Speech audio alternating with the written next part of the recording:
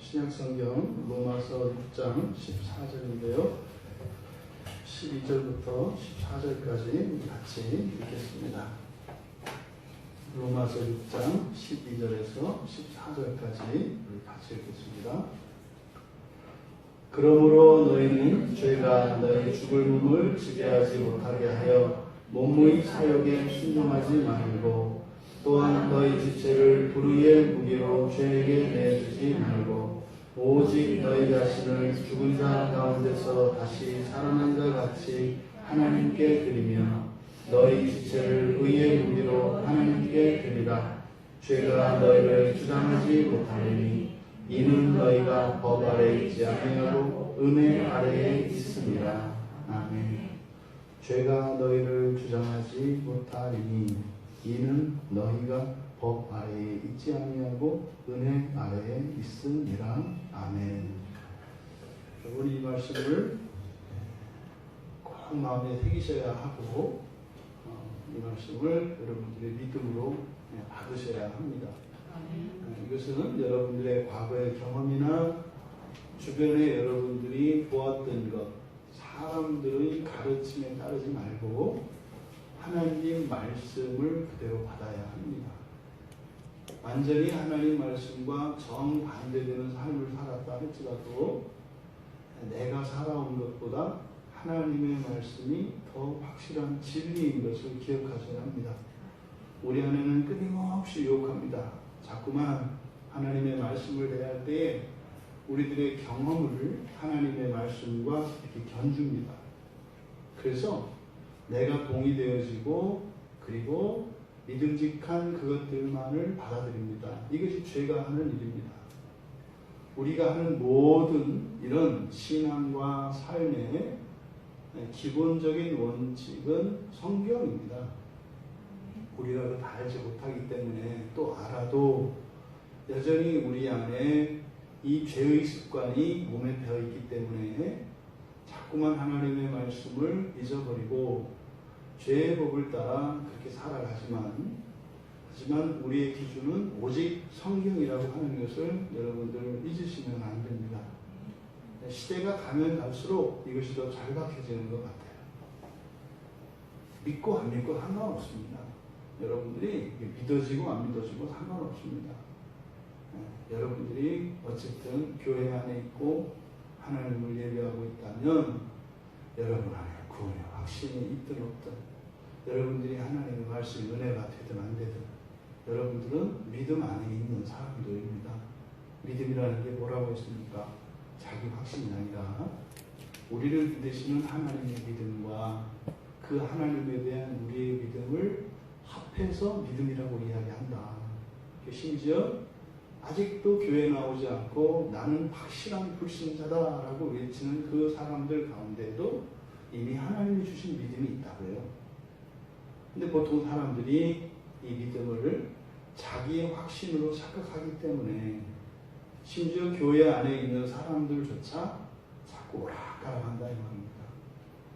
그 하나님의 믿음은 어디에 나타납니까? 성경에 나타나는 것이에요. 그래서 누군가가 그저 성경 말씀을 하나님의 말씀으로 믿고 그 말씀의 약속을 따라 그 말씀을 순종하며 살고자 한다면 성경에 제시되어 있는 모든 축복과 하나님의 선한 말씀은 반드시 성취되게 되어 있습니다. 그러니까 우리는 우리의 생각과 전제들을 꺾고 성경에 기록된 이 말씀을 나의 생각으로, 나의 진리로 받아들이려고 하는 노력이 필요한 것입니다. 14절에서 분명히 그렇게 했단 말이에요. 죄가 너희를 주장하지 못할 것이다. 왜요? 은혜 아래 있기 때문에. 여기는 우리가 이미 다 살펴보았습니다만 현재에는 싸움이 있다는 것을 전제한다고요. 현재에는 싸움이 있다. 끊임없이 우리를 지배하려고 하는 집요한 죄의 공격과 속임과 강압이 있다. 하지만 이 싸움은 반드시 승리할 것이고, 또 종말에 이루어질 그 최후의 승리가 오늘을 살아가는 우리 일상 가운데 그 전투에서의 그런 승전보가 경험될 수 있다는 겁니다. 우리가 이렇게 하나님의 말씀을 의지하고 기도하고 말이죠. 이런 경건 생활을 통하여 하나님의 은혜를 의지하는 것은 바로 그 싸움에 승리하기 위한 것입니다. 오늘 우리가 이 자리에 모인 것은 그겁니다. 승리하기 위해서입니다. 그 승리는 결단코 우리 개인만의 승리가 아니죠. 우리들 한 사람 한 사람이 이 죄와의 싸움에서 승리한다면 이 시대가 달라집니다. 이 나라와 이 민족이 달라집니다. 그래서 우리가 이 싸움에 우리의 소중한 시간들과 우리의 일상들을 내려놓고 모인 것 아니겠습니까?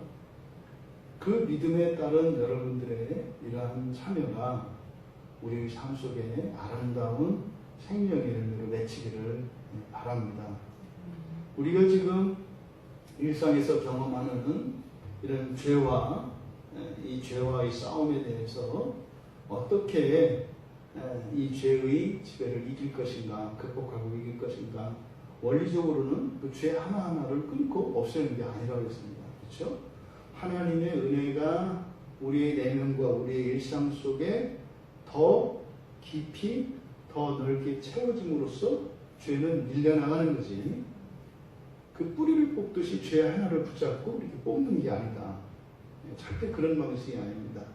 은혜가 채워져서 죄는 밀려나가는 방식입니다. 그러니까 그 죄를 뽑아내려고 거기에 집착하게 되면 오히려 거기에 더 매이게 된다고 하는 사실입니다. 그러면 그렇게 하다 절망하게 돼요. 왜요? 그 죄를 끊으려고 그렇게 싸움을 했는데 이건 고진감래해야 되는데 뭐 고진 멸망이니까 자꾸 고생을 했더니 오히려 더 그렇게 되는 거죠. 이제 끊겨나간단 말입니다. 그러니까 이 싸움에 대한 기본적인 원리를 잘못 이해해서 그런 거죠. 그러니까 우리들이 이 죄와 싸우는 기본적인 방식은 사실 뭡니까? 끊임없이 은혜의 방편에 매달리는 겁니다. 은혜의 방편에 매달렸는데 어느 순간 나의 그런 죄의 습관과 이런 것들이 말라버린 것을 경험하게 돼요. 그렇게 변화되는 게 아니라 어느 날 보니까 그렇게 됐더라 이 말이에요. 그렇다면 이 죄가 우리를 지배하기 위해서 그 영향력으로 우리의 전 인격을 지배하기 위해서 필요한 힘, 동력원이 있다고요. 힘. 그 힘이 어디서 오느냐? 원천적으로 이 사단 마귀의 권세는 다 끊겼습니다. 예수 그리스도께서 이미 십자가에서 죽으시고 부활하셨을 때 마귀의 허리를 분질러 버렸어요. 근데 말하자면 마귀의 곳간에는 아무런 자원이 없다 이 말입니다. 그런데 우리의 실상을 보면 어떻게 돼요? 아니 무시 많단 말이에요. 역사하는 힘이 크단 말이에요. 엄청난 권세로 막 심지어는 성도들까지 막 채가잖아요. 심지어는 지금도 질병과 사고로 하나님의 자녀들의 육체의 목숨, 생명을 뺏어갑니다. 그렇지 않습니까? 누군가가 질병으로 사고로 인하여 이렇게 생명을 잃는 일이 일어난다면 이것은 그냥 단순한 불행한 일이거나 뭐 하나님께서 데려가신 이런 거 아니다. 그것은 우리가 영적 싸움에서 지는 거야. 전쟁터에서 전우가 죽었을 때는 수명이 다해서 죽는 거 아니에요. 수명이 다한 사람들은 그 전쟁터에 있지 않습니다. 근데 전쟁터에서 죽는 사람들은요, 원수들, 적군에 의해서 적군의 총알과 그 포탄에 의해서 다치고 그리고 치명상을 입어서 죽어가는 거예요. 그래서 이 땅에서 일어나는 모든 불행한 일들의 원인은 마귀에게 있고 또 부차적인 그 책임은 우리에게 있다. 왜요? 우리에게 힘이 없어서, 우리에게 힘이 없어서 뺏길 수밖에 없는 우리들의 비참. 근데 이제 진짜 문제는 구하지 않는다는 거예요. 구하지 않는다는 거예요. 마치 그것은 어쩔 수 없는 것이냐. 그냥 체념해버린다는 거예요. 몰라서 그런 거죠. 이게 죄의 속임입니다. 그러면 죄가 우리의 인격을 사로잡아서 그 힘을 발휘하는 그 힘의 원천은 사실은 누구의 것이에요? 마귀의 것이 아니라 우리들의 것입니다. 우리 사람들에게 하나님이 주신 그 힘과 자원을 이 마귀가 가져다가 쓰는 거예요. 그 역할을 하는 게 누굽니까? 바로 죄예요. 말하자면 죄는 그 마귀 주식회사에서 그 영업사원과 같은 게 죄예요. 이 죄들은 이 땅에 있는 모든 신자, 불신자를 초월해서 모든 이들 안에 다 있어서 끊임없이 영업을 합니다. 뭐요? 그 생명을 이렇게 빨아들입니다. 그래서 다 본사로 보내죠. 마귀 본사로. 그 힘 가지고 또 이렇게 조직화하고 아주 또 이렇게 운영을 잘하거든요. 그렇게 해서 이제 말도 안 되는 세력을. 근데 놀라운 것이 말입니다. 이 세상에 일어나는 일이 다 그래요. 그럼 이 세상에 있는 대기업들이 어떻게 이루어지는지 아시죠? 주주들의 그 돈이 모아서 그렇게 되는 거거든요. 얼마 전에 뭐 우리나라 안에서 이렇게 큰 기업의 총수들 그 가문들의 어떤 일명 갑질이라고 해서 이런 일들이 막 있었지 않습니까? 사실 그 다 털은 그 사람들 빚쟁이들이거든요. 그런데 이 법이라는 게 이상하게 그 법인이라는 걸 만들어 놓고 또 따로 만들어 놔서 법인으로는 어마어마하게 그 빚을 졌는데 개인적으로는 어마어마한 부자. 이게 다 속임이에요, 사실.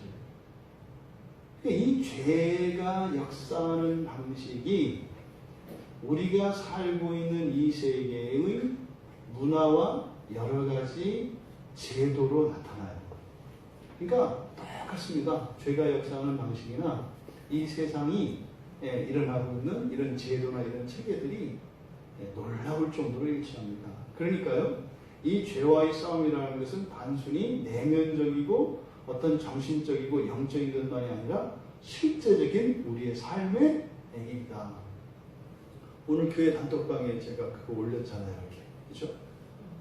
그 조례, 그 반대, 다시 그 조례를 다시 심의하도록 서명하는. 근데 뭐 그 사람들이야, 뭐 원래부터 그랬던 사람들이니까 뭐 그러려니 하는데 문제는 교회들의 반응입니다. 교회 안에서 괜히 그런다라고 이야기하는 목사님들이 계세요. 괜히 그런다. 너무 유난스럽다. 그래서 우리가 더 이렇게 연단이 돼서 더 강건하게 될 줄 믿습니다. 근데 참 마음은 아파요. 교회 안에서조차 이렇게 지역으로 갈리고 이렇게 어떤 정치적인 견해에 따라서 갈리고 얼마든지 가질 수 있습니다. 정치적인 견해나 이런 것들은 국회의원들도 마찬가지죠. 얼마든지 서로의 그 소속되어 있는 정당을 위해서 열심히 하고 뭐 할 수 있습니다. 서로 싸울 수도 있고 있죠. 그런데 그리스도인으로서 절대 해서는 안 되는 게 있다 이 말이에요. 그러니까 지금 뭐 국회에도 기도회가 있단 말이에요. 초창기도회가 국회의원들이 모여서 국회 안에 있는 크리스찬들이 모여서 기도를 해요.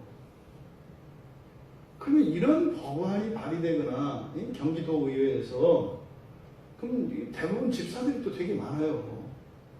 의원들 중에. 이런 게 나오면 정당을 떠나서 하나님 편에 서야죠. 정당과 상관없이. 그러니까요. 서로 다른 정당이 있을 수 있어요. 크리스찬이라서 모두 같은 정당이 있어야 되는 거 아니에요. 그러니까 이게 무슨 뭐 크리스찬 정당 이런 거는 뭐 그 있을 수 있어요. 그런 사람들끼리. 그치만 거기 안 들어가면 크리스찬이 아니요. 괜찮습니다. 그런데 성경 말씀에 정면으로 도전하고 반하는 일들에 대해서는 한 목소리를 내야 되는 거죠. 그런데 왜 우리 안에서조차 이런 분열이 일어나느냐? 바로 이런 거예요. 이렇게 신자들의, 심지어는 목회자들의 그것까지 다 가져다가 마귀가 쓴다 이 말이에요. 그러니 우리가 개인적으로 이런 죄와의 싸움을 중단할 수 없는 것은 단지 나 하나만 손해를 보고 피해를 입는 것이 아니라 그것을 가져다가 어떻게 한다? 애매한 다른 지체들을 죽인다 이 말이에요. 내 안에 역사하는 죄가 나를 죽이지는 못해요. 그 정도로 강력하지 않으니까. 근데 여러 신자들 안에 역사하는 그것들을 모으면 죽일 수 있을 만큼 된다고요. 한 개인에게 있어서는 그렇게 죽일 정도로 강력하지는 않을지라도 그것을 다 모으면 나라와 민족을 멸망시킬 수도 있는 그런 힘이 생겨난다 이 말이에요. 그러니 결단코 우리의 이 싸움을 가벼이 여길 수는 없다. 사는 동안 끊임없는 이 죄의 지배를 이기며 그렇게 하나님의 은혜가 계속 채워지는 우리 모두가 되기를 바랍니다. 그러면 바로 우리 안에서 이 죄는 힘을 얻어요. 우리 안에서, 내 안에서 힘을 얻어요. 그러니까 결국은 죄가 발휘하는 이 힘은 누구의 힘이에요? 나의 힘이에요. 내 안에서 역사하는 이 죄의 힘은 나의 힘이에요. 범죄를 누구의 힘으로 해요? 내 힘으로 한다 이 말이에요. 결국 이 결정은 내가 하는 거예요. 내가. 근데 왜 안 된다, 할 수 없다, 절대로 안 되는 거다 라고 하는 이런 죄의 속임, 나는 안 할 수 없다, 이거 안 하면 큰일 난다 하는 이런 강압, 이런 방식으로 죄는 역사한다. 근데 지나고 보면 그것이 악하다는 걸 안단 말이죠. 우리가 습관적으로 하나님 말씀에 대해서 이렇게 거부감을 느끼는 이런 것들이 안에서 죄가 살아서 역사하는 증거들, 그 흔적들인 거죠. 그러면 우리가 살아서 활동하게 하는 그 힘, 말하자면 여러분들이 어떤 일을 하게 하는 그 힘, 그 동력은 그것이 죄의 동력원이에요. 똑같아요. 단지 그것을 가져다가 방향만 바꾸는 거죠. 선하게 쓰일 것이냐, 악하게 쓰일 것이냐, 이것이 그 힘은 우리 안에 있는 힘이다. 근데 그 힘은 뭡니까? 사실 하나님의 은혜죠. 하나님께서 주신 생명으로, 하나님께서 주신 능력으로 살아가는데 그것이 죄의 뜻을 이루게 된다 이 말이에요. 이것을 우리가 이제 살펴보려고 하는 겁니다. 그러니까 인간이 활동하게 되는 이런 강력한 동력은 그게 열정입니다. 열정은 무엇인가를 하게 하는 힘이고 그 열정이 없으면 그 무엇을 할 수 없게 됩니다. 그럼 열정이라는 게 성경에 보면 대표적으로 두 가지가 있어요. 두 가지. 하나는 에피투미아라고 하는 말이 있습니다. 이 에피투미아라고 하는 이것은 정욕이라고 이제 번역되어 있어요. 우리말 성경 안에 정욕. 그럼 이것은 무엇인가에 이렇게 그 열망이 집중되는 걸 말합니다. 여러분들이 물건을 구매할 때 딱 가셨어요. 갔는데 뭐 동일한 그 물건이지만 여러 그 회사에서 나온 다양한 물건들이 있고 또 가격에 따라서 뭐 여러 개가 있지 않습니까? 그럼 여러분들이 이렇게 선택을 하잖아요. 마지막 선택하게 하는 그 이유, 그러면 많은 것 가운데 여러분들이 이런저런 조건들을 가지고 비교하면서 최종적으로 이렇게 집어드는 거 있어요. 이렇게 선택해서 구매하게 되는 요 행위, 여기에는 사실은 그 마지막 그 딱 잡을 때 거기에 그 집계하는 힘, 요게 열정입니다. 또 여러분들에게 없는 무엇, 또 여러분들을 더 새롭게 무엇인가를 추구하게 하는 이 힘이 열정이에요. 그러니까 보통 그 젊은 사람들이 열정이 많죠. 나이 들면 들수록 열정이 식어집니다. 그러니까 젊다, 늙었다라고 하는 것은 이게 나이에 따라서 이렇게 구분되는 게 아니라 열정이 있으면 젊은 거고 열정이 없으면 늙은 거예요. 젊은 사람이라도 열정이 없으면 뭐 아주 충분히 공경받아야 할 그 어른의 자격을 갖추고 노인의 자격을 갖추고 있는 거예요. 근데 나이를 먹었다 할지라도 그 열정이 있으면 그 청춘인 거죠. 그래서 이 열정은 그 사람의 생명력입니다. 그런데 이 에피투미아라고 하는 것은 뭐라고요? 이렇게 집중하는 거예요. 무언가에 집중하는 것. 그래서 그것을 꼭 그러니까 열망하는 거죠. 그래서 나는 이거를 꼭 하겠다. 뭐 예를 들어서 어떤 자격증을 따고 싶어. 많은 사람들이 그 자격증이 있으면 유익한데 모든 사람들이 그 자격증을 따지는 않아요. 근데 어떤 사람들은 그것을 따기 위해서 열심히 시간을 투자하고 말이죠. 애를 쓰면서 한단 말이에요. 이게 이제 열정입니다. 열정. 또 어떤 사람들은 필요한 돈을 모으기 위해서, 또 특히 이제 부모님들이니까 뭐 자녀들의 무엇을 위해서 뭘 하나 해주려고 또 이제 막 그 돈을 모으기 위해서 시간도 쪼개고 즐거움도 쪼개고 이런 걸 다 쪼개서 그것을 위해서 헌신을 하죠. 그렇게 하게 하는 힘, 이게 열정이에요. 근데 그것을 성경에서 정욕이라고 이제 번역이 되어 있어요. 또 하나 이 열정이 팟데마라고 하는 말이 있습니다. 팟데마, 이 팟데마라고 하는 것은 지금 우리말 성경에는 보통 고난으로 번역되어 있습니다. 고난, 고통. 근데 이게 왜 열정이냐? 앞에서 이야기했던 이 에피디미아가 무엇인가를 이루고자 하는 내적인, 그리고 이것은 지성적인 측면이 강해요. 지성적인 게 전인격의 움직임입니다만 이런 지성적인 욕구가 강하게 에피디미아예요. 그래서 나는 이것을 해야 되겠다 해서 그것을 딱 가지려고 하는 어떤 판단이 지성에 의해서 일어나는 것이고, 그런데 이 팟데마라고 하는 것은 그것을 내가 이루고자 하는 것을 이룰 때 반드시 거기에는 고통이 수반됩니다. 우리에게 없는 무엇을 얻기 위해서는 불편과 고통, 이런 고난들이 찾아오게 돼 있어요. 근데 그것조차도 감당할 수 있게 하는, 그런 고통과 고난이 와도 그것을 계속 추진하고 실행할 수 있게 하는 그 힘, 그것이 팟데마입니다. 그런데 이 팟데마는 감정적이에요.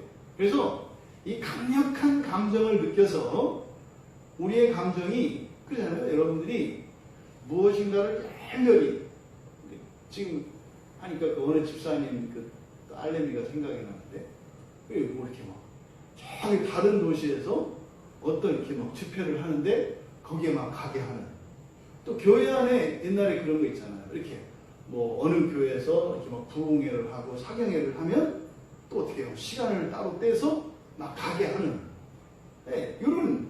근데 그게 사실은요, 지성적인 그것도 있지만 대부분 감정의 움직임입니다.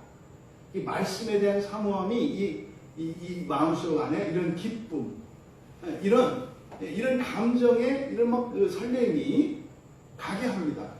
그래서 감정에 의해서 사람의 실천을 만들어내게 하는, 그것이 이제 팟데마입니다. 그러니까 이때 팟데마는 이 사람이 실천하고 실행하지 않을 수 없을 만큼 이런 강한 감정을 느낄 수 있는 능력, 이게 이제 팟데마입니다.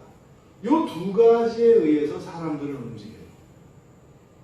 무엇인가의 외부의 어떤 그 대상 또는 어떠한 일에 대해서 그 열망을 품으로써 그럴 만한 가치가 있다고 생각을 해야 되죠. 그 유익이나 이것을 가지고 그것을 추구하려고 하는 그 열정, 그리고 또 감정적으로 그것에 대한 그 기쁨, 그런 즐거움, 그 만족감을 위해서 우리의 의지를 작동시키는 이런 감정의 힘, 요게 이 두 가지가 우리의 삶 가운데 이런 실천과 실행을 하게 한다. 그러니까 여러분들이 오늘 이 자리에 모인 것도 이 둘 가운데 하나, 그리고 이 두 가지가 함께 혼합되어서 이렇게 오늘 이 자리, 이 시간 우리들의 모임이 이루어진 겁니다. 그런데 이 팟데마와 에피디미아라고 하는 이것이 어디로 튈지는 모르는 거예요. 사실은 이렇게 하나님의 말씀에 대항하고 죄의 길을 갈 때도 이것이 똑같이 움직여요. 그러니까 가룟 유다가 예수님을 배신할 때 여러분 어땠을 것 같으세요? 예수님을 이렇게 고발하러 가서 딱 찾아갈 때 마음이 편안했을 것 같으세요? 딱 걸렸다 예수님, 이제는 정보 시간 다 했으니까 이랬을까요? 아니요. 엄청난 내적 갈등이 있고 말이죠. 그리고 함께 했던 다른 사도 형제들로부터 그 비난받을 것과 이런 고통이 없었겠어요? 있었다고요. 그런데 어떻게 해요? 그러함에도 간다고요. 그러함에도. 이 뭐가? 바로 여기서 말하는 이런 에피티미아와 이 파테마가 움직여서 이런 열정이 그렇게 고난과 그런 위험을 감수하면서까지도 실천하게 한다 이 말이에요. 그러니까 요 힘을 어디다 어떻게 쓸 것이냐. 성경에서 보면은요, 똑바로 살아라. 아니, 성경에서 열심히 살아라. 뭐 정직하게 살아라. 나오죠, 가끔. 근데 성경은 그런 데 초점이 있지 않아요. 여러분, 열심히 사세요. 성실히 사세요. 열심히 노력하세요. 여기에 사실 성경은 별 관심이 없어요. 왜요? 그렇게 살 수 있게 하는 힘이 하나님의 은혜로 주어지는데, 그거는 우리가 노력하고 이렇게 한다고 해서 주어지는 것이 아니라 하나님의 일방적인 은혜로 주어지는 것이거든요. 이게 살아있는 거잖아요. 근데 우리에게는 중요한 건 뭡니까? 방향이에요, 방향. 어떤 방향으로 갈 것인가에 대해서 성경은 우리에게 길을 제시하는 것이지, 어떻게 하면 더 힘을 낼 수 있는지 그건 하나님이 결정하는 거예요. 더 큰 힘과 능력을 갖는 것은 하나님이 결정하시는 거예요. 어떻게? 이건 시행착오가 적으면 이렇게 맡겨도 돼요. 더 큰 힘을 주면 큰일 나. 왜?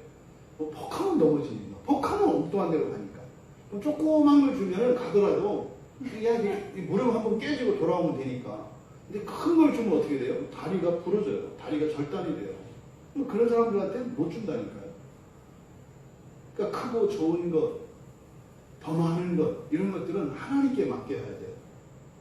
근데 사람들은요, 그것을 위해서 살아가게 하고 내 인생길을 하나님이 책임지라고 그래요.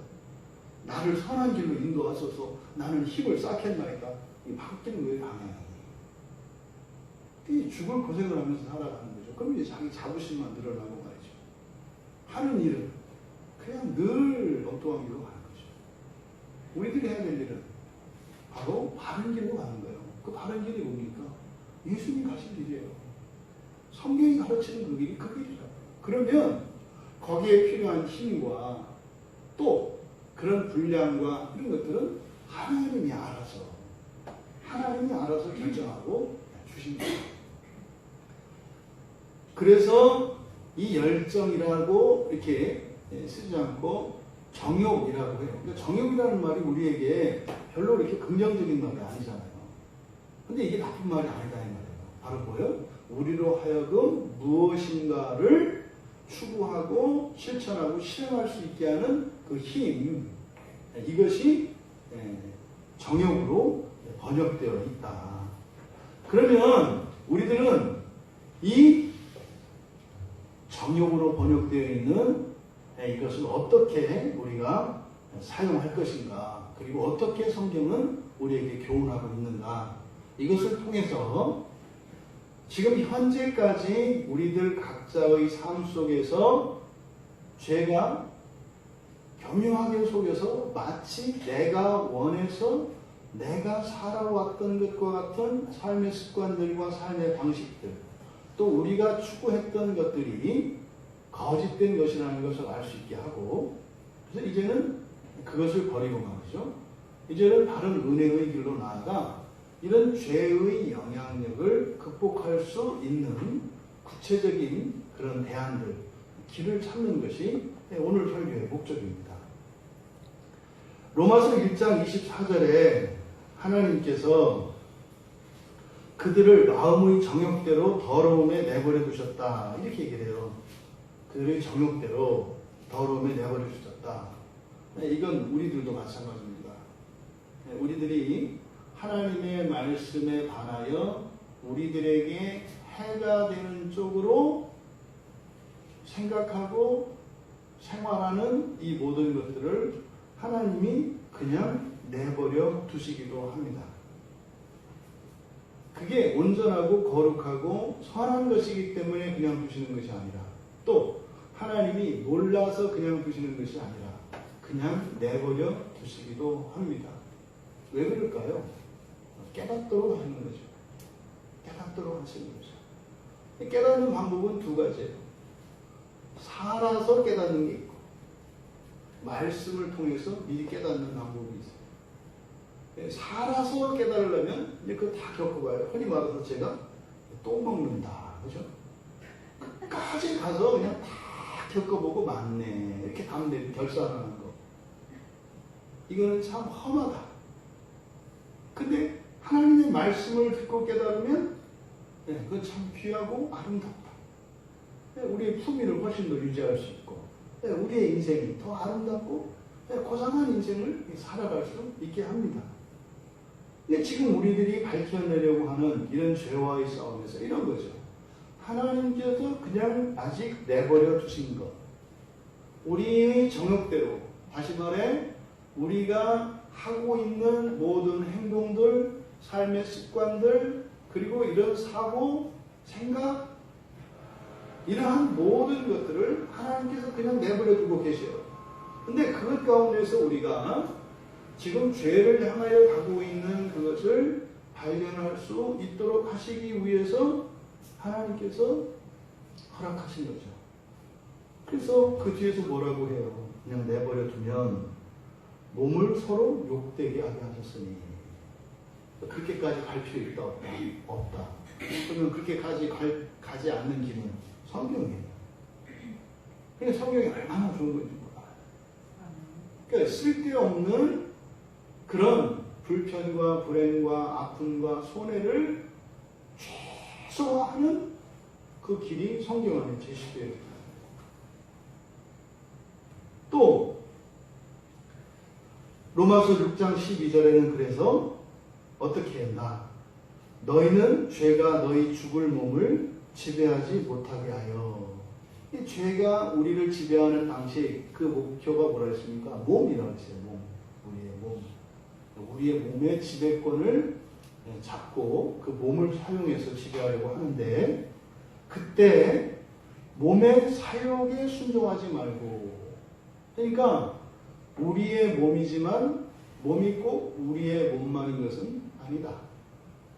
내 몸인데 내 몸을 내가 나의 유익을 위해서 선한 것으로 쓰는 것이 아니라 내 몸인데 죄에 잡혀서 죄의 뜻을 이루는 죄의 무기로 쓸 수도 있는 게 내 몸이다. 이게 뭐예요? 오늘 하루 우리가 아침부터 지금까지 쭉 살았지 않습니까? 그때 우리의 몸으로 한 모든 실천, 행동들이 있지 않습니까? 근데 여기에는 죄가 내 몸을 사용한 시간도 있고 정말로 내가 주체적으로 내 몸의 주인이 되어서 내 몸을 쓴 시간도 있다는 말이에요. 이거를 그냥 진짜 이렇게 영적 센서 뭐 이런 게 있어가지고 손을 탁 얹으면 오늘 하루 죄에 사용한 분량이 스마트폰 보니까 사용 시간 뭐 이런 거 나오더라고요. 이렇게 유익이 되게 쓴 거 뭐 이렇게 쭉 나오더라고요. 매일매일 이렇게 좀 점검이 될 수 있었으면 좋겠어요.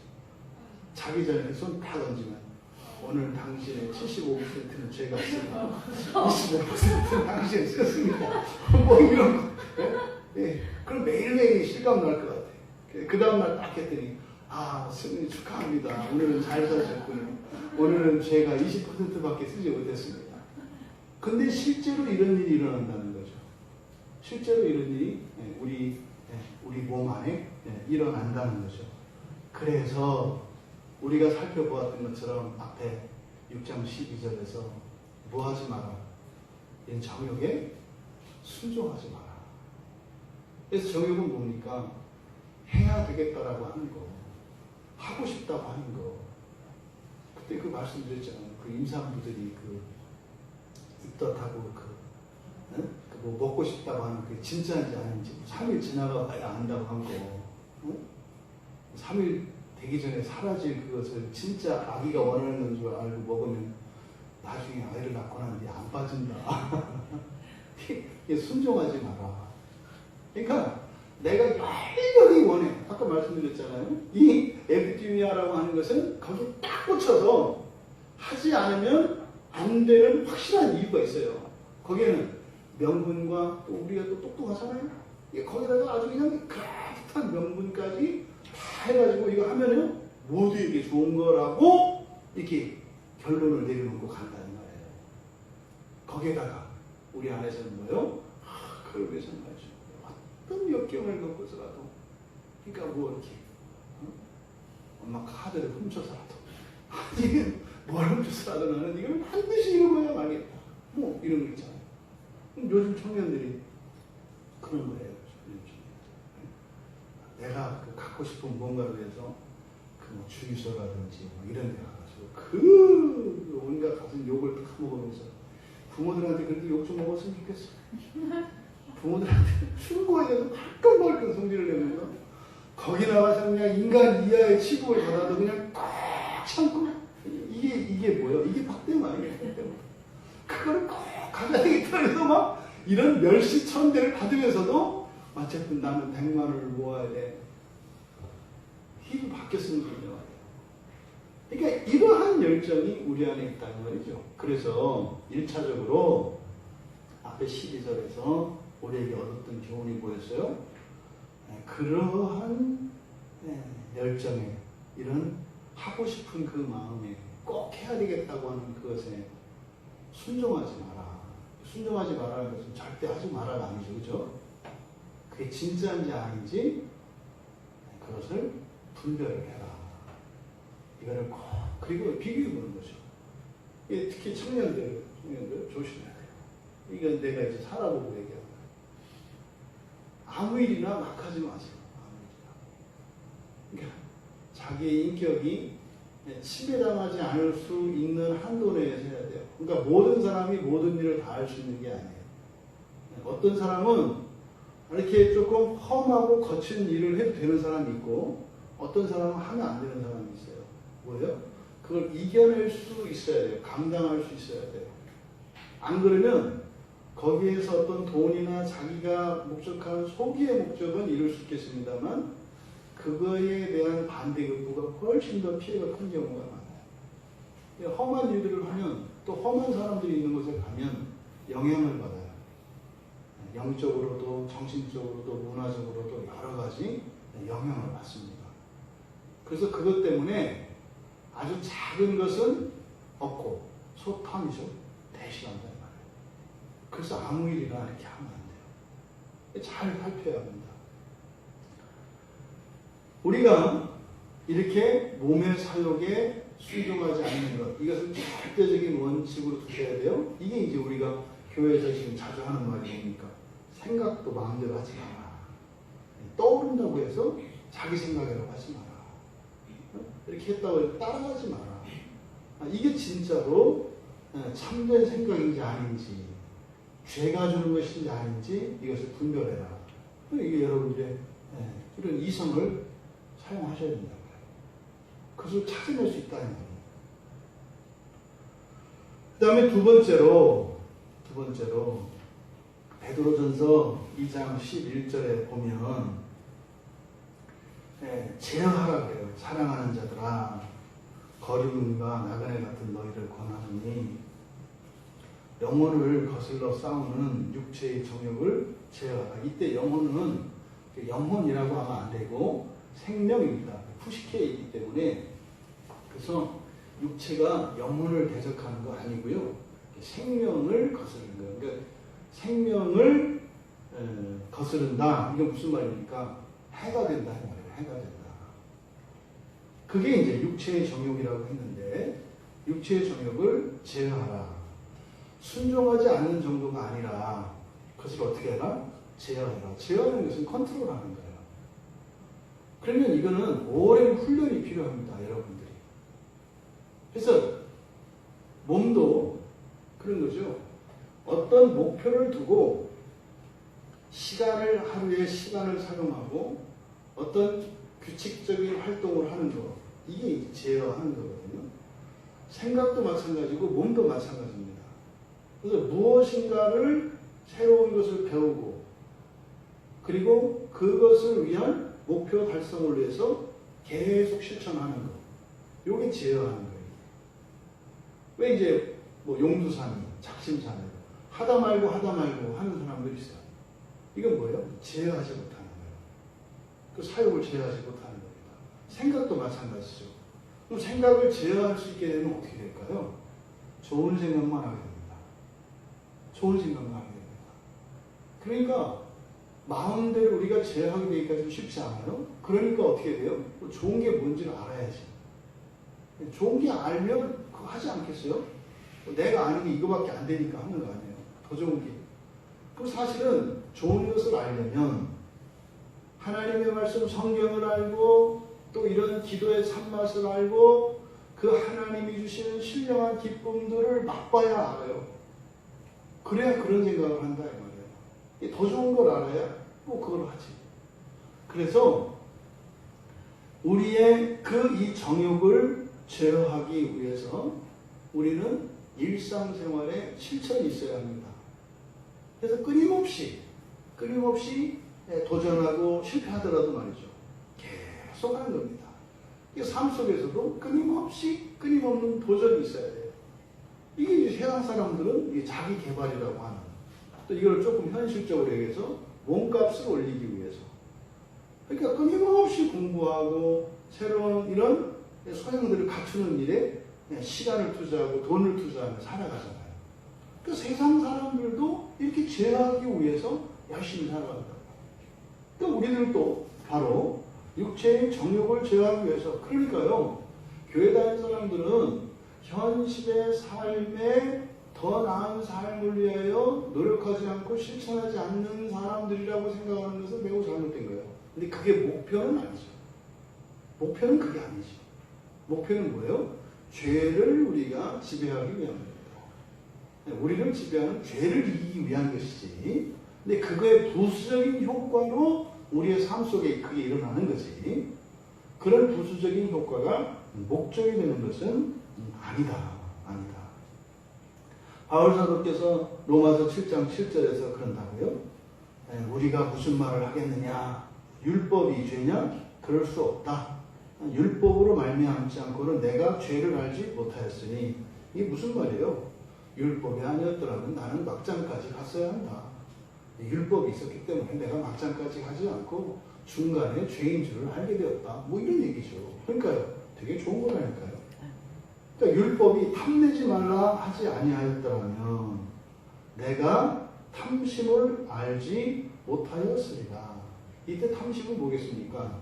죄의 속임으로 우리의 열정을 사용하는 걸 말하는 거예요. 여기서 말하는 로마서 7장 7절에 탐심으로 번역되어 있는 이 단어가 에피티미아입니다. 정욕이라고 번역된 똑같은 단어예요. 그러니까 내가 추구하는 이것이 나는 나에게 도움이 된다고 했지만 이게 아니라 죄가 나를 허물기 위해서 한 것이었구나. 이걸 깨달았다는 거죠. 그래서 그걸 이제 제어하는 겁니다. 알게 되면 어떻게 되겠어요? 멈출 수 있습니다. 그리고요, 그런 죄의 생각이 아니라 하나님의 뜻을 따라 생각하고 실천하면 살아갈 수 있게 되는 거죠. 그러면 순종하지 않고 또 그것을 제어하기 위해서 우리가 실천하고 훈련하고 반복하면서 이제 하나님의 은혜의 방편을 추구하며 살아갑니다. 근데 그것은 그냥 끊임없이 죽을 때까지 이렇게 가는 일이겠습니다만 뭐 밑도 끝도 없는 게 아니에요. 목표가 있단 말이죠. 목표가 뭡니까? 거룩하게 되는 거예요. 거룩하게 되는 거예요. 베드로전서 1장 15절에 보면 오직 너희를 부르신 거룩한 이처럼 너희도 모든 행실에 거룩한 자가 되라. 이거는 신구약의 공통적인 가르침이죠. 내가 거룩하니 너희도 거룩하라. 아니 왜 하나님이 거룩하면 거룩해주지 나도 거룩하라 그래. 내가 너고 내가 나니까. 이걸 받아들여야죠. 이게 하나님은 하나님이고 나는 나라고 생각하니까 하나님은 하나님이니까 거룩하시지만 저는 원래 죄인이어서 거룩할 수가 없잖아요. 이거는 겸손이 아니라 죄가 사기치는 거야. 하나님의 말씀은 우리 보고 뭐라고 해요? 거룩하다고 하신다니까요. 그러니까 우리는 거룩하기 위해서 살아가는 거예요. 바로 이 거룩한 자가 되는 것, 이것이 우리들의 목표이어야 합니다. 그러니까 거룩한 자가 그럼 뭐예요? 예수 그리스도시죠. 구체적으로 이렇게 모범이 되어 주셨다고요. 그러니까 예수 그리스도의 삶 전체, 예수 그리스도의 그런 인격과 성품, 그리고 예수 그리스도의 꿈과 이상, 이 모든 것들이 그냥 그대로 우리들의 삶 속에 그대로 이렇게 전이되어야 합니다. 그게 거룩한 자예요. 그러니까 구약의 사람들은 구체적으로 거룩한 자가 된다고 하는 이게 없어요. 구약의 인물들 누구를 따라서 살아보세요. 거룩한 자가 되는 줄 알았다가 망하는 자가 되었도다. 이렇게 된다고요. 구약의 결론. 이제는 우리는 망하는 자 같지만 다 거룩한 자가 되어가고 있지. 너무 달라요. 그러니까 예수 그리스도는 우리의 목표입니다.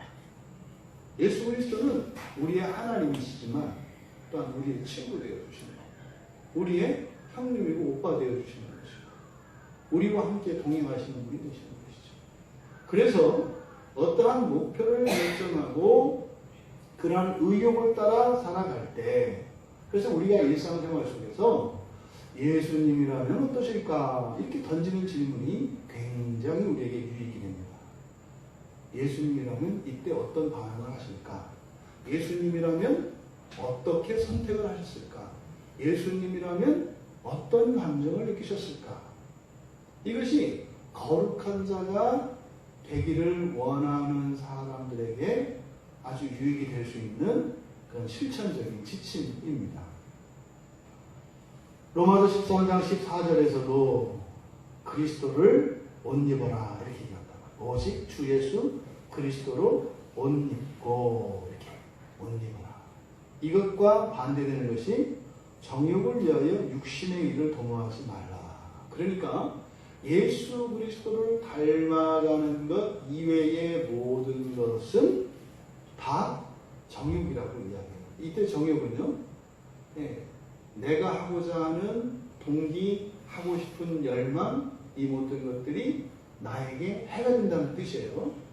그러니까 모든 것이 그리스도가 이유가 되고 그리스도가 목표가 되어서 가는 것, 이것이 거룩하게 되는 것이다. 이거를 얼만큼 해야 되나요? 각자 다르다. 각자 다르다. 현재의 자리에서 그렇게 추구하고 살아가면 된다.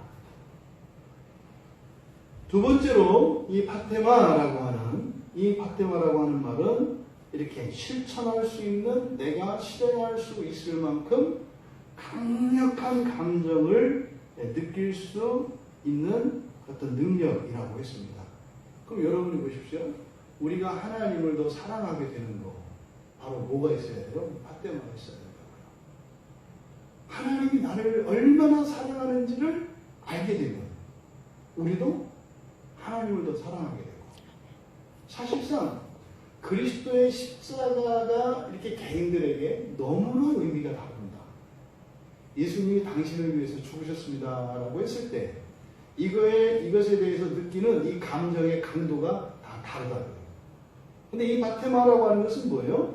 그걸 들었을 때 나의 생각과 기준들을 바꿀 수 있게 하는 어떤 힘, 이게 바로 바테마입니다. 그러니까 이것이 없으면 또 하나님을 사랑할 수가 없어요.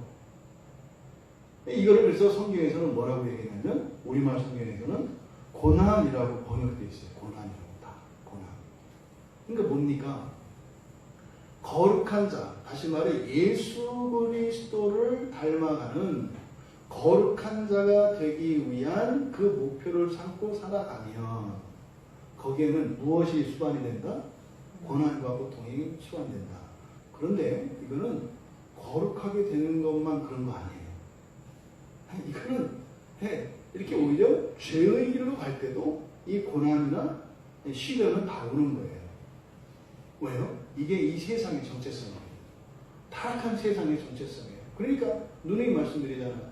그리스도인들이 참된 신앙을 위해서 살아가기 위해 겪는 이런 고난이 그리스도인들에게만 있다고 생각하지 마라.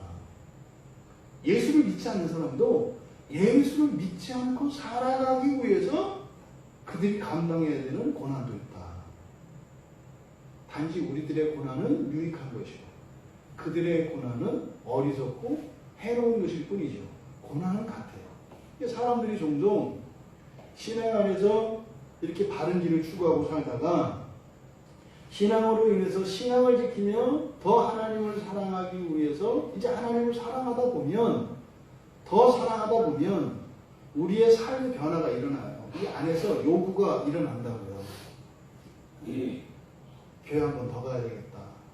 갑자기 그냥 일주일에 한 번 그냥 교회 가는 걸 알았는데 어느 날 갑자기 퇴근했는데 막 교회에서 막 땡기고 뭐 이런 게 있다는 거예요. 야, 이거 안 되겠다. 내가 이렇게 중독됐다. 좀 멀어져야 되겠다. 그래서 차라리 이렇게 주일도 좀 강도를 줄여서 이렇게 좀 고난을, 이 고통을 좀 없애야 되겠다. 이렇게 이제 가는 말도 안 되는 이런 일들이 일어나죠. 근데 여러분, 줄인다고 해서 고난이 없어지는 게 아니죠. 대신 대체되는 거죠. 고통과 고난이 대체되는 거지 없어지는 건 없어요. 이게 살아있는 동안 그거 온다 이 말이에요. 온다. 누누이 말씀드리잖아요. 그러니까 하나님을 추구하며 살아가는 그것 때문에 우리의 실생활에 해가 되는 것은 없어요. 하나님을 추구하기 위해서 하나님을 예배하고 하나님을 더 사랑하기 위해서 사용하는 시간과 우리의 열정 이런 것들이 결단코 우리 현실의 삶에서의 이런 부귀 영화를 허물어뜨리지 않는다고요. 이게 서로 이게 상극이 아닙니다. 오히려 시너지를 일으킵니다. 이것을 기억해야 돼요. 근데 사람들은 그렇게 생각을 안 하죠. 유일하게 이 단어를, 이 파테마라고 하는 단어를 유일하게 정욕이라고 번역한 성경 구절이 로마서 7장 5절입니다. 그러니까 로마서 7장 5절에만 이 파테마라고 하는 단어를 우리말 성경에는 정욕이라고 번역되어 있어요. 로마서 7장 5절에 가보면 우리가 육신에 있을 때에는 율법으로 말미암는 죄의 정욕이 우리 지체 중에 역사하여 사망으로 열매 맺게 하였더니, 여기 보면 정욕 이렇게 있지 않습니까? 이 정욕은 에피티미아가 아니라 이 정욕은 파테마입니다. 파테마를 여기만 이렇게 번역을 해놓은 거예요. 그러니까 육신에 있을 때는 율법으로 말미암는 죄의 고난 이렇게 얘기하는 거예요. 무슨 말인지 아시겠어요? 육신에 있을 때는 율법으로 말미암는 죄의 고난. 이게 뭐예요? 하나님 말씀을 안 지키려고 할 때 겪는 고난. 그러니까 지키려고 할 때, 하나님의 말씀을 지키려고 할 때, 하나님 말씀을 지키려고 할 때 지키고 싶지 않은 힘이 우리 안에 역사하잖아요. 그것을 죄의 정욕이라고 얘기했다고. 그러니까 사실은 죄의 고난이죠. 여러분이 그러잖아요. 하나님의 말씀을 깨닫고 그걸 하고 싶어. 에피티미아가 생겼다고 이렇게. 네? 그렇게 하고 싶어. 그런데 하려고 할 때 하지 못하게 하는 어떤 힘이 있죠.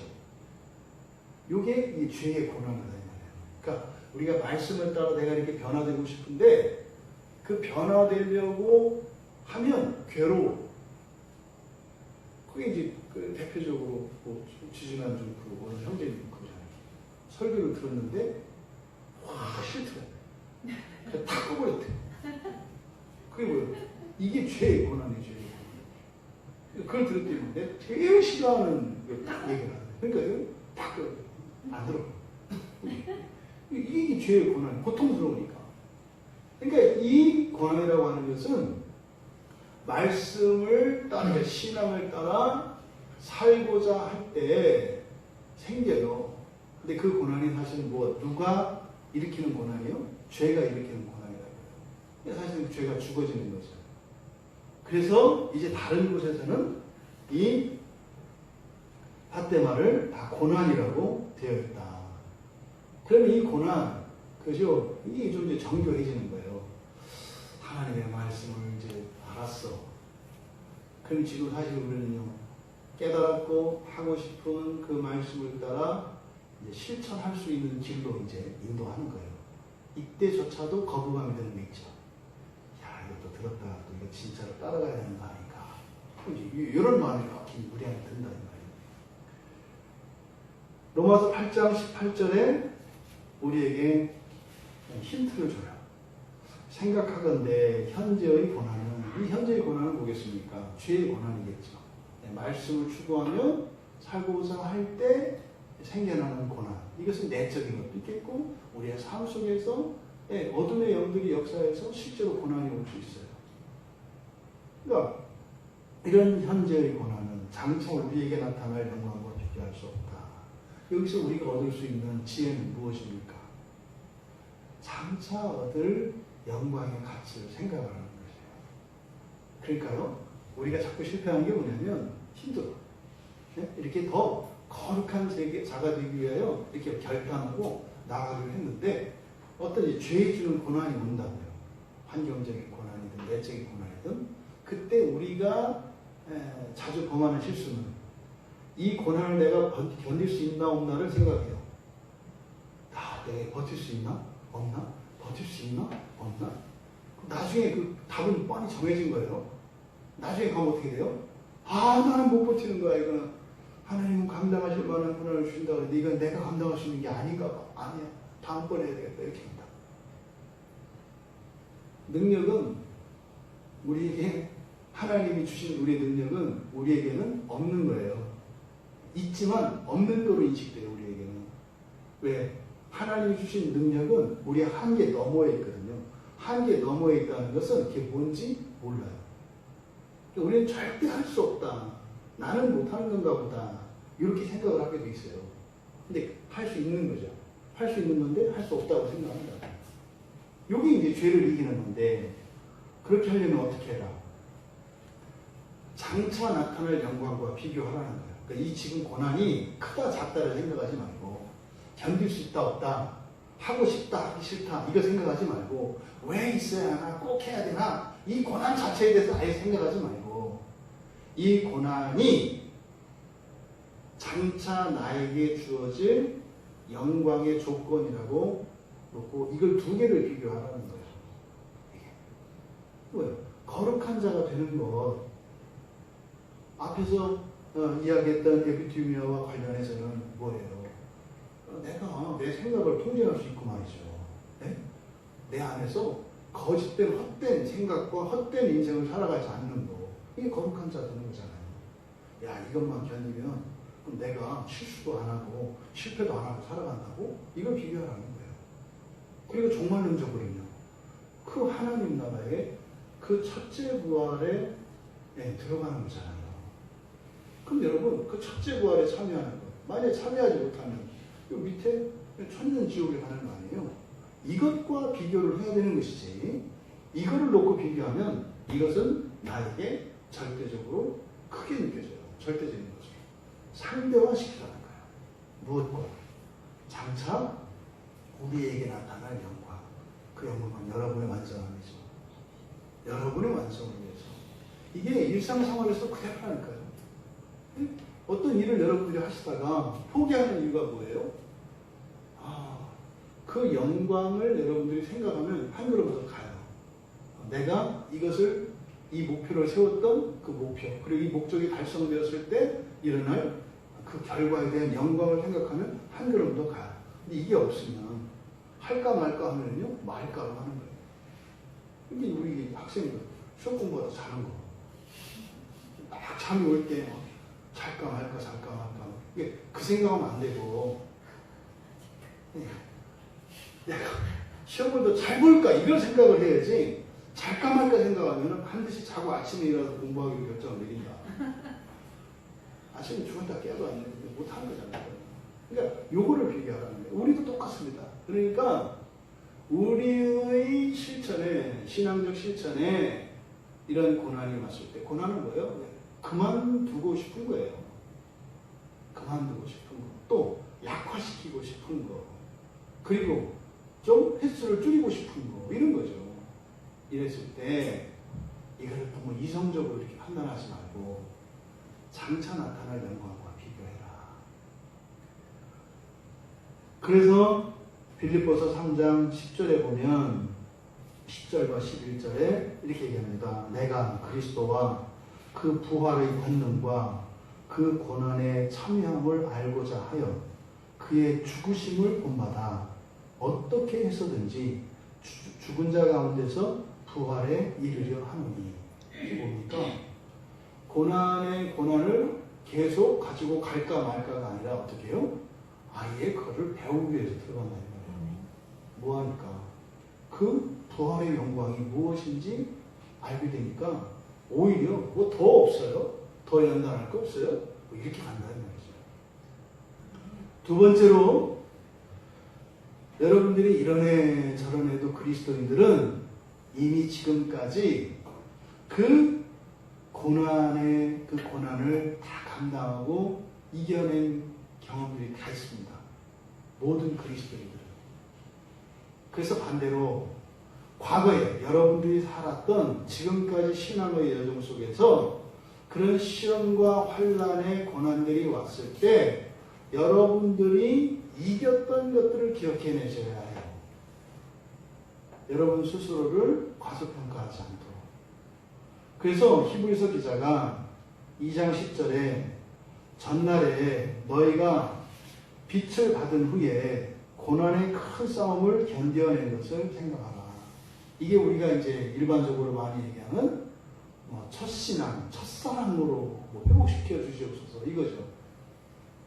그러니까 구체적으로 여러분들이 지금까지 신앙생활을 하면서 이렇게 최선을 다해서 이겼던 기억들이 있습니다.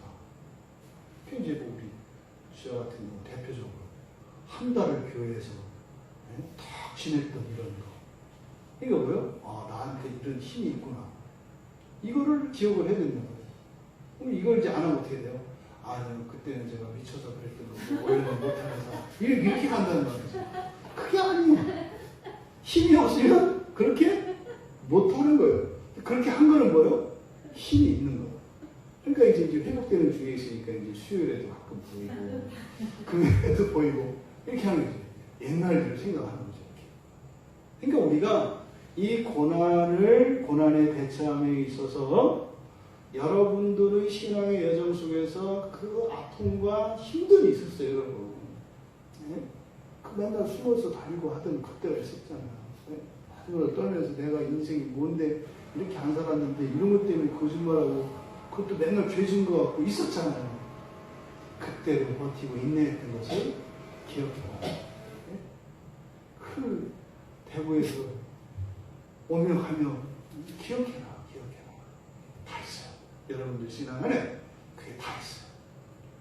그러니까 과거에 우리가 견뎌냈던 그것이 결코 우리가 이렇게 자만해지거나 이렇게 자고해질 수 있는 그런 것은 아니겠습니다만 우리가 이 고난에 대처할 때 바로 지난날에 우리가 견뎌냈던 그 싸움을 생각해라. 이것이 도움이 됩니다. 그래서 고린도후서 1장 6절에서 7절, 5절부터 보면 그리스도의 고난이 우리에게 넘친 것 같이 우리가 받는 위로도 그리스도로 말미암아 넘치는도다. 우리가 환난을 당하는 것도 너희가 위로와 구원을 받게 하려는 것이요 우리가 위로를 받는 것도 너희가 위로를 받게 하려는 것이니 이 위로가 너희 속에 역사하여 우리가 받는 것 같은 고난을 너희도 견디게 함이라.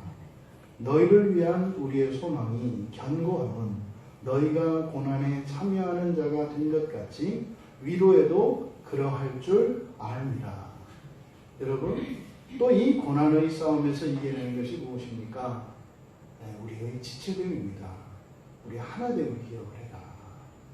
나의 고난이 너희의 위로가 되고 너희의 고난이 때로는 나에게도 위로가 되는 그리스도께서 그러니까 고난을 감당하셨던 것은 뭐라는 겁니까? 우리에게 그 위로가 넘치게 위해서 하셨다는 거죠. 그래서 이 고난의 문제가 내가 이렇게 왔을 때 이 고난은 뭐라고 했습니까? 그래서 주님이 물어보신다고 했어요. 너 지금 너무 아프고 힘든데 더 참을 수 있겠니? 이렇게 물어보신다고요. 너 그만하고 싶고 좀 게으름을 피우고 싶은데 그런데도 계속 할 수 있겠니? 근데 네가 좀 더 참고 그 길을 추구한다면 너의 그 고난을 들어 내가 다른 사람을 살리겠다 이렇게 물어보신다는 거예요.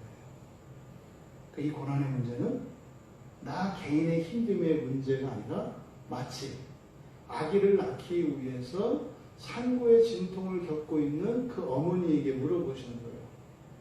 너 그냥 아프지? 안 할래? 중단할래? 그럼 어떻게 해요? 아예 안 나오면 돼요. 아예 죽이면 돼요. 그만 아파도 돼요. 그런데 네가 아프면 한 생명이 태어난다. 이렇게 물으시는 거죠. 그래서 그리스도인의 고난은 가장 숭고하고 아름다운 것입니다. 이것이 우리의 무엇이에요? 우리 그리스도인이기 때문에 그래요. 예수의 몸으로서 지체로서 그리스도의 몸이기 때문에 우리의 모든 고난이 이렇게 가장 숭고하고 아름다운 것입니다. 그래서 이 고난의 문제에 있어서 우리가 기억해야 하는 것은 바로 그리스도의 몸된 우리 됨입니다. 나의 고난이 개인적인 것이 아니라 공동체적인 것이고 또 다른 죽어가는 누구를 살리기 위한 아주 의로운 자의 헌신과 같은 거라는 거예요. 사실 원인은 그렇지 않아요. 원인은 나의 죄와의 싸움이에요. 근데 그 죄와의 싸움에서 동반되어지는 고난이 오히려 다른 생명을 살리기 위한 마치 친구를 위하여 목숨을 버리는 것 같은 꼭 예수님이 우리를 구원하시기 위해 이 땅에 오신 것과 같은 것이라고 말씀하시는 거예요. 여러분의 그 고난이 그리스도를 닮아서 그렇게 다른 누군가를 살리는 그 일에 기여하고 있는 것이라는 것을 기억하라는 것입니다. 우리 안에 이런 열정, 무엇을 이루고자 하는 것, 그리고 우리의 감정 안에서 정말 이런 고통을 감수하고라도 반드시 일으켜야 되겠다고 하는 이런 안에서 일어나는 열정, 이런 것들이 하나님의 길을 따라 거룩한 길로 가기 위해서도 그런 일이 일어나고 죄의 길을 갈 때도 동일하게 일어난다. 그래서 이것이 어느 길로 어떻게 가느냐, 바로 우리의 유일한 부분은 누구세요? 예수 그리스도. 그래서 바로 이 죄의 동력원은 우리가 그리스도를 추구하지 않는 모든 것에서 죄는 동력을 얻습니다. 우리가 그리스도를 추구할 때라만이 죄의 동력을 차단하는 겁니다. 우리의 보급품을 죄에게 넘겨줘서 그것으로 죄가 그렇게 세력을 확장시키고 싸울 수 있게 한다는 거죠. 그래서 우리는요, 죄의 동력원을 정리해야 됩니다. 그러니 우리들의 모든 열정이 그리스도를 닮기 위하여, 그리스도를 추구하기 위하여 가는 것일 때 비로소 죄의 동력은 서서히 말라버리게 될 것이고 우리 안에서뿐만 아니라 이 나라와 이 민족 안에서 말라버리게 될 것입니다. 그러면 참으로 이 땅이 거룩한 하나님 나라 될 것입니다. 이 싸움에서 승리하시는 우리 모두가 되시기를 주님의 이름으로 축원합니다. 잠시 생각하며 말씀을 해석하며 기도합니다. 여러분, 우리 각자에게 있는 죄의 동력원이 차단이 되어야 합니다. 이 단지 개인적인 일이 아니라 이것을 모아서 민족을 무너뜨리고 교회를 무너뜨리고 하는 일들이 일어나는 거예요. 우리에게 있는 작은 풋돌과 같은 이런 생명의 힘들이 마귀에게 그렇게 어마어마한 악한 역사를 일으키는 힘이 되는 거예요. 그래서 그런 소원이 일어나면 하나님 정말 열렬히 그리고 간절히 주님 받는 소원이 있게 하여 주시고 나에게 있는 그 열정으로 예수 그리스도만 추구하며 살아가게 하옵소서. 거룩한 자 되는 그 소원을 품고 하나님의 은혜를 살게